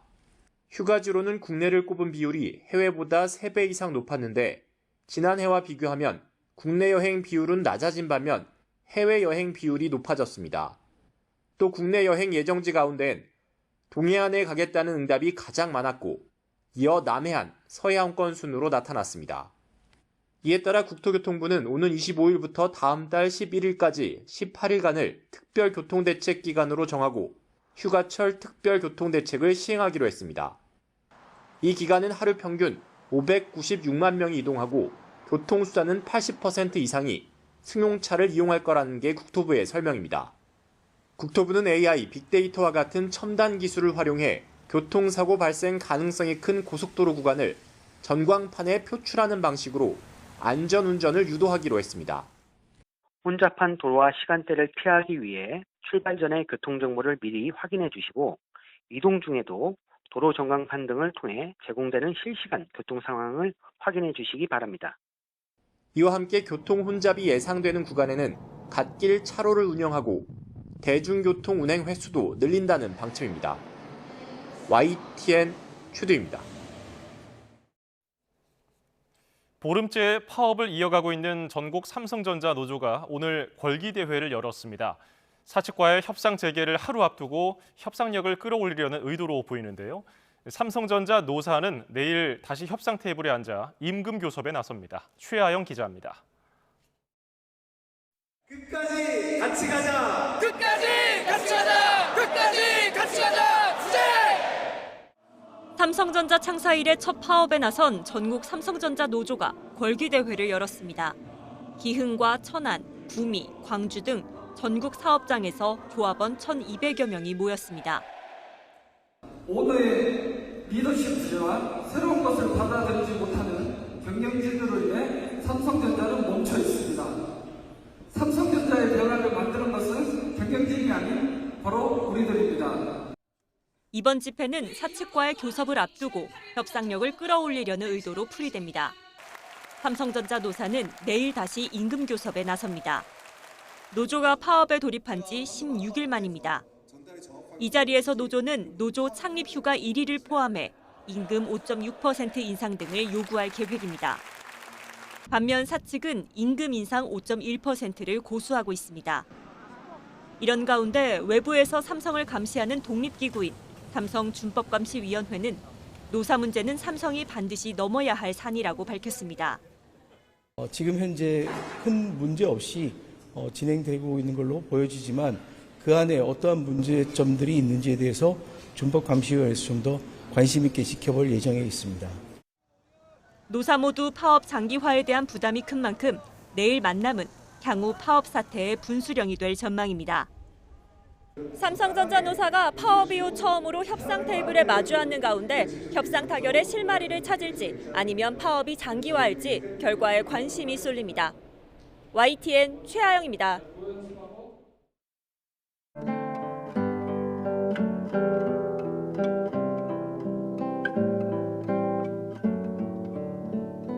긴 밤시 새우고 불림마다 맺힌 진주보다 더 고운 아침 이슬처럼 내 맘에서. 아침 이슬의 작곡가 김민기 대표가 위암 투병 끝에 별세했습니다. 빈소에는 문화계 인사들의 추모 발걸음이 이어졌습니다. 김정아 기자가 보도합니다. 우리나라 민주화운동 중심에 있던 노래 아침 이슬의 작곡가 김민기 대표가 영정 속 환한 미소를 뒤로 하고 하늘의 별이 됐습니다. 향년 73세입니다. 가수이자 공연 연출가로 활동해오던 김민기 대표는 지난해 위암 판정을 받고 투병해 오다 최근 병세가 악화됐습니다. 서울대병원에 차려진 빈소에는 고인을 추모하는 문화계 인사들의 발길이 이어지고 있습니다. 아프다는 그 소식은 알고 있었는데 아무튼 모쪼록 멀리 가셔서 좋아하시는 맥주 맛있게 드시고 푹 쉬십시오. 좀 더 오래 저희 곁에 계셔 주셨으면 감사했을 텐데 좀 마음이 많이 황망합니다. 부디 편안하게 좋은 곳으로 가셨으면 좋겠습니다. SNS에서도 이적, 윤도현, 알리 등 수많은 스타들이 고인에 대한 추모의 마음을 남기고 있습니다. 1991년 대학로의 소극장 학전을 개관한 이후 수많은 작품을 기획해 무대에 올리면서 고 김광석을 비롯해 윤도현, 황정민, 설경구, 조승우 등 770명에 이르는 가수와 배우들을 배출했습니다. 그러나 코로나19 팬데믹을 거치면서 재정난이 심해지고 김 대표 건강까지 악화하면서 학전은 올봄 33년 여정을 마무리했습니다.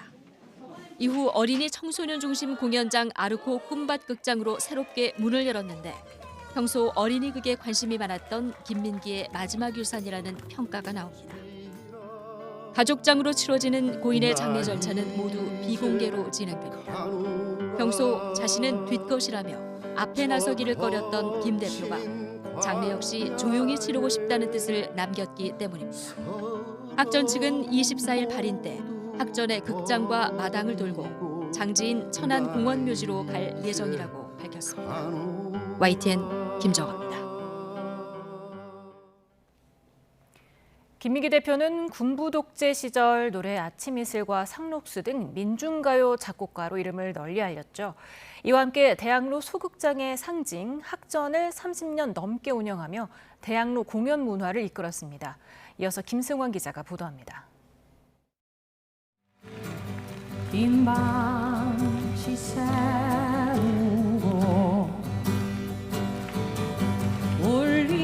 울림마다 맺힌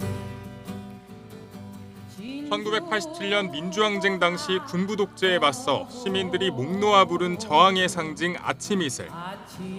우리 곁을 떠나간 김민기의 삶은 아침 이슬 그 자체였습니다. 노래들이 줄줄이 금지곡으로 지정되자 공제공장 등에서 일하며 생계를 꾸리면서도 상록수 등을 꾸준히 발표하며 음악을 놓지 않았습니다. 특히 상록수는 맨발 투혼으로 미 LPGA에서 우승한 박세리의 공익광고 음악으로 쓰이며 IMF 시절 희망의 메시지를 전달했습니다. 1991년 김민기는 배움의 밭이란 뜻의 대학로 소극장 학전을 통해 인생의 2막을 열었습니다. 누적 관객 수 70만 명을 넘었던 창작 뮤지컬 지하철 1호선 등 350개가 넘는 작품을 기획해 황정민, 조승우 같은 유명 배우들을 탄생시켰습니다. 너무 감개무량합니다. 한편으로 실수나 하지 않을까 많이 떨리기도 하고요. 식구 같은 분위기로 모여서 공연할 수 있다는 게 정말로 큰 의미인 것 같고 김민기는 어려운 여건 속에서도 대학로를 지킨 공로로 2018년 은관 문화훈장을 받았습니다. 저 때문에 지금 고생하고 있는 우리 학전 식구들하고 저희 집 식구들한테 주시는 큰 선물로 알고 고맙게 잘 받았습니다. 나서기보단 늘 그림자를 자처했던 김민기가 남긴 삶의 궤적은 영원히 사람들의 마음속에 자리하게 됐습니다. YTN 김승환입니다. 어젯밤 강릉에서 최저기온이 30도를 넘는 초열대야 현상이 지난해보다 12일 빨리 관측됐습니다. 열대야도 지난해보다 엿새 빨랐는데 기온이 더 높은 초열대야마저 당겨지면서 잠 못 드는 여름밤이 길어질 전망입니다. 김민경 기자입니다. 밤사이 강릉에서는 최저기온이 30.3도를 기록하면서 올해 첫 초열대야가 나타났습니다. 지난해보다 12일이나 빨리 초열대야가 찾아온 겁니다. 너무 더워가지고 잠을 못 자겠더라고요. 창문 다 열어놓고 있는데도 너무 더워서 잠을 잘 수가 없어서 뭐 끈적거려가지고. 낮 동안 달궈진 열기가 식지 않아 서울과 제주 등 전국 25곳에서 열대야가 발생했습니다. 오후 6시부터 다음 날 오전 9시까지 최저기온이 30도를 넘으면 초열대야, 25도 이상이면 열대야인데 기상청은 초열대야를 공식적인 용어로 사용하지는 않습니다. 초열대야라는 용어를 일본에서는 쓰는데 우리나라는 굉장히 드물게 나타나는 현상이라 공식적으로 쓰지 않았습니다. 이번에는 강릉에서만 나타났지만 기후변화로 기온이 점점 높아지면서 8월에는 전국적으로도 어색하지 않은 현상이 될 가능성도 있습니다. 태백산맥의 영향으로 열대야는 강릉에서 가장 많이 발생하는데 초열대야는 관측이 시작된 지난 1911년 이후 총 12차례 관측됐습니다. 1942년 7월에 31.1도로 처음 나타난 뒤 2008년에 한 번 발생하더니 2010년 이후에는 무려 10번이나 기록됐습니다. 특히 최근에는 지난 2022년과 지난해에 이어 3년 연속으로 관측됐습니다.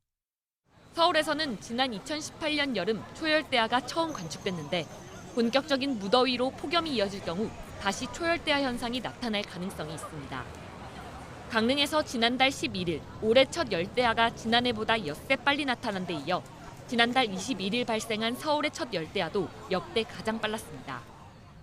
3년 연속 6월 열대야가 일상이 된 가운데 초열대야 현상마저 점점 빨라지면서 잠 못 드는 여름밤이 점점 더 길어질 전망입니다. YTN 김민경입니다.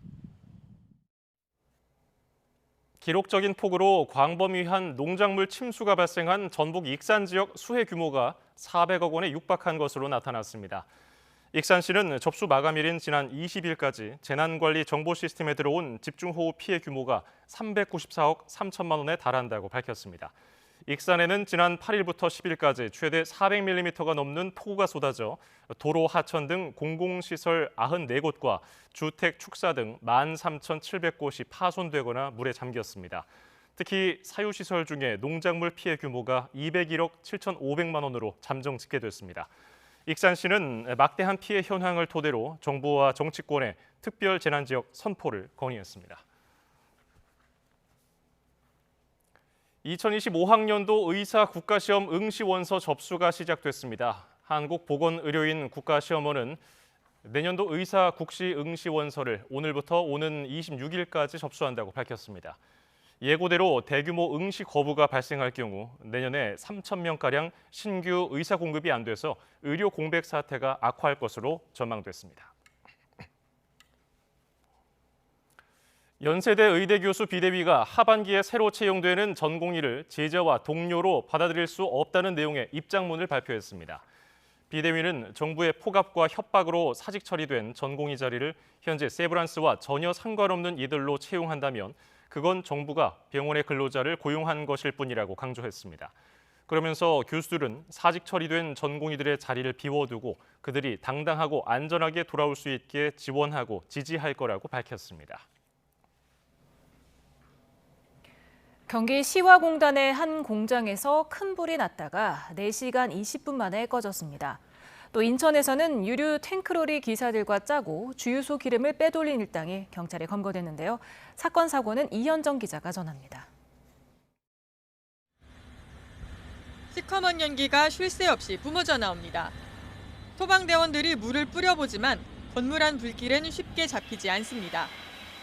경기 시흥시 시화공단에 있는 공장에서 불이 난 건 새벽 6시 반쯤. 연기 흡입 등 사고를 조심하라는 재난 문자도 발송됐는데 다행히 다친 사람은 없었습니다. 출근 중에 화재 긴급 문자가 일단 받았고 가면서 저희 사무실 쪽으로 가는데 검은 연기가 막 올라오더라고요. 주변 건물에 좀 번질까 그 걱정도 좀 많이 했습니다. 한때 인접 소방서의 인력과 장비까지 동원한 소방당국은 4시간 20분 만에 불을 모두 껐습니다. 경기 안산시에 있는 공장에서도 불이 나 진화 작업이 하루 넘게 이어졌습니다. 공장 안에 섬유 등 가연물이 많아 잔불 정리에 시간이 오래 걸리는 것으로 전해졌습니다. 창고로 들이닥친 경찰이 플라스틱 용기를 하나둘 열어봅니다. 가득 채워진 액체의 정체는 주유소에서 빼돌린 기름. 경찰은 유류 탱크로리 기사들과 짜고 기름을 횡령한 일당을 무더기로 붙잡았습니다.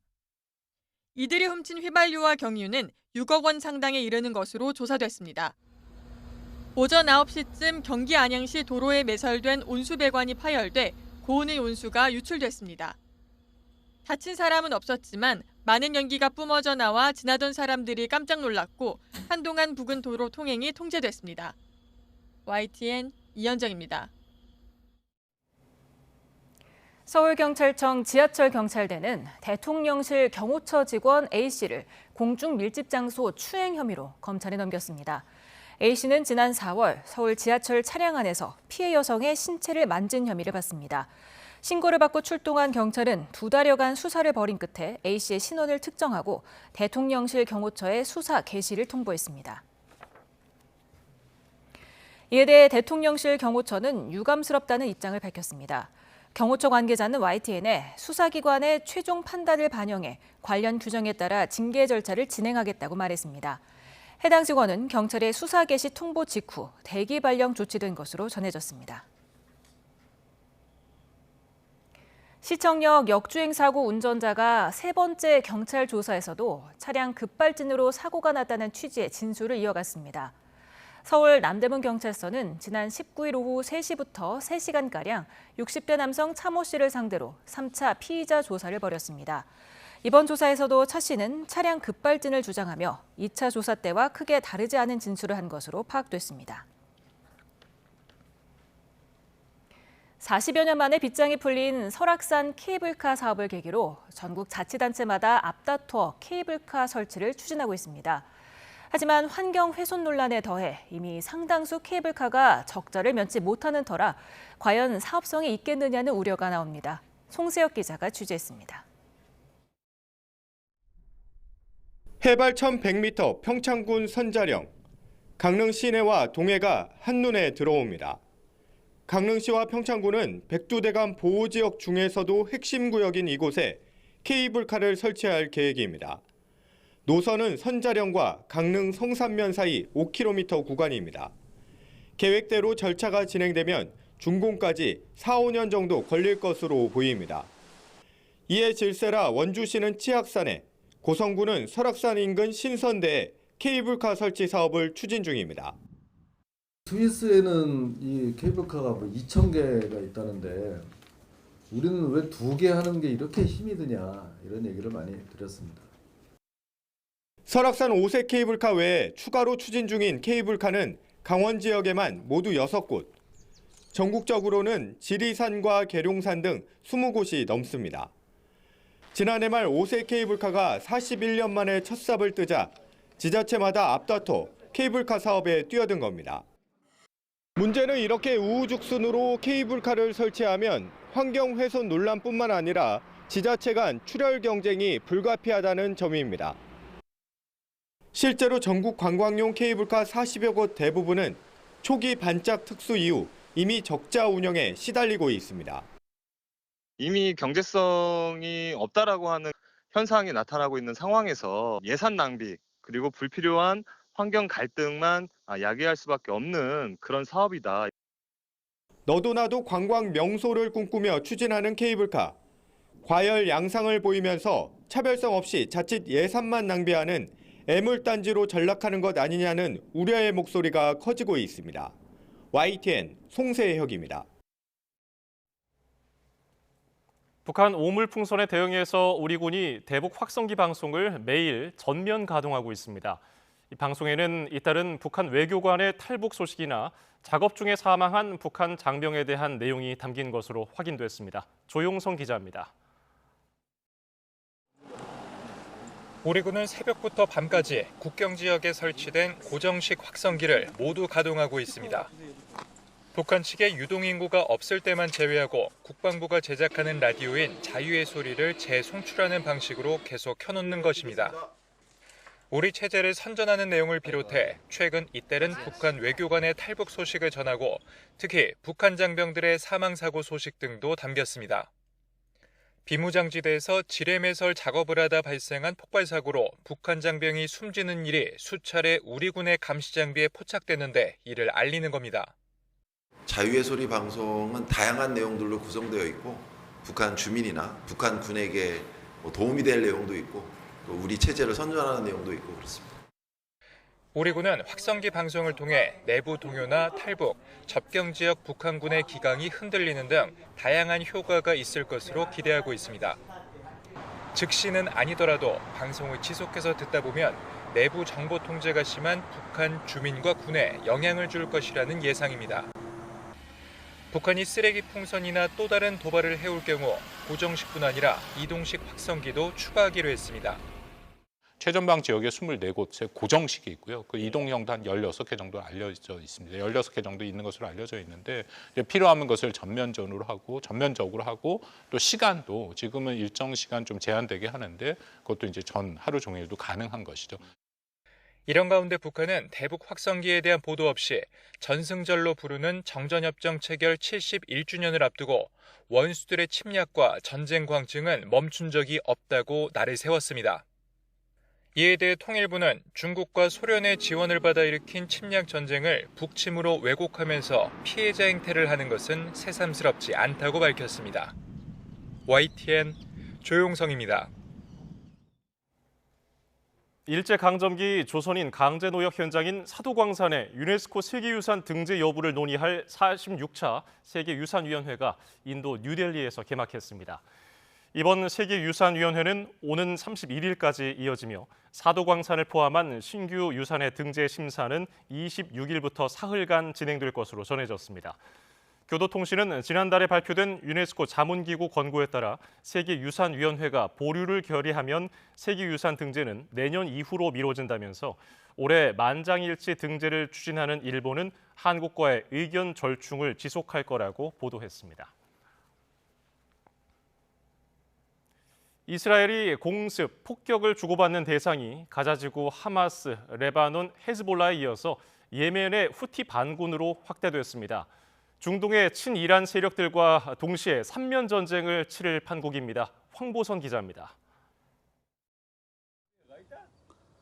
현지 시간 21일 오전 히데지 탄도미사일 한 대가 공중에서 사라집니다.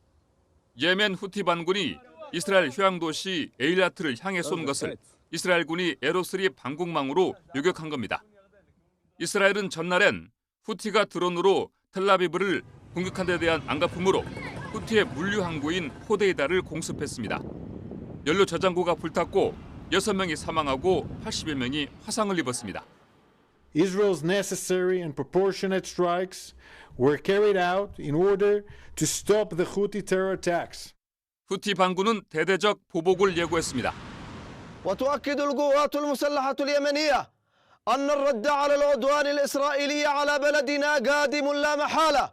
وسيكون كبيرا وعظيما بإذن الله. 이스라엘군의 공습은 일요일 팔레스타인 가자지구 쪽에서도 계속됐습니다.